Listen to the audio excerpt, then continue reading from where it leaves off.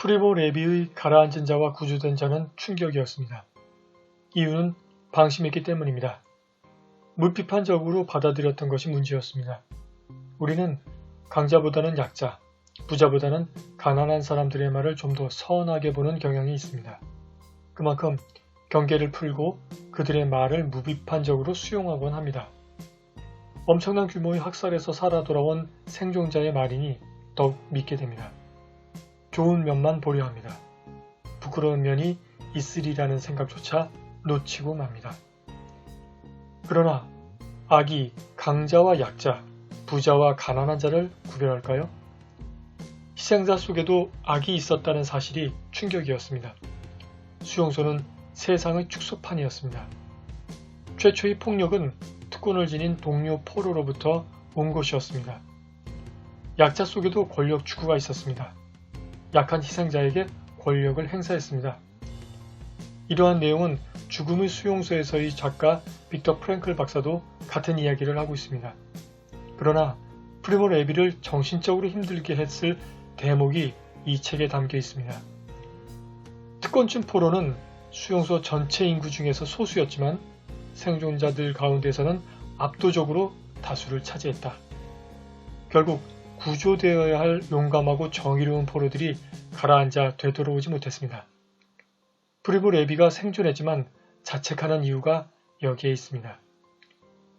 자기가 살려고 남을 짓밟은 특권층 포로가 더 많이 생존했다는 사실. 어차피 가스실로 갈 운명이지만 단 몇 개월 더 살기 위해 권력을 추구하고 약한 포로들에게 폭력을 가했습니다.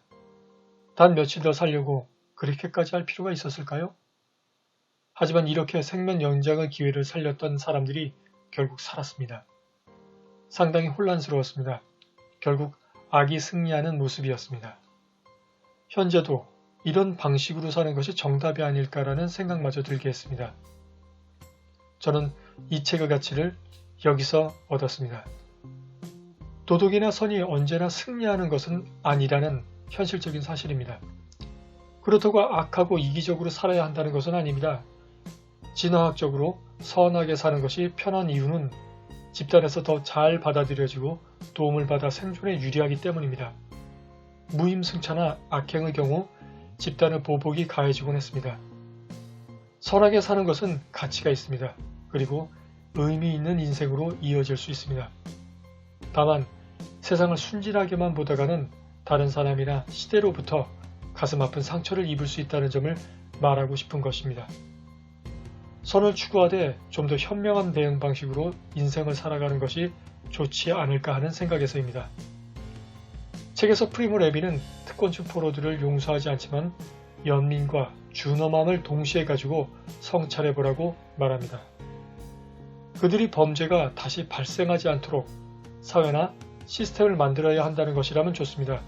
그러나 그들이 그렇게 할 수밖에 없었던 상황도 이해한다는 측면이라면 조심하게 다루어야 한다고 생각합니다. 그런데 그가 이와 비슷하게 말하고 있다는 점에서 자칫 죄가 반복되어도 비난을 피할 구실로 사용될 수 있다는 점에서 우려됩니다. 그들의 입장을 이해 못하는 것은 아닙니다. 악인이 될 수밖에 없던 상황, 사회 문제가 지적될 수 있습니다.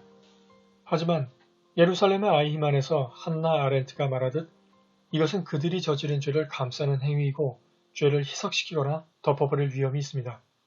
개인적으로 죄를 객관적으로 벌하지 않는 세상이라면 도덕이나 정의는 구현되기 어렵다고 봅니다.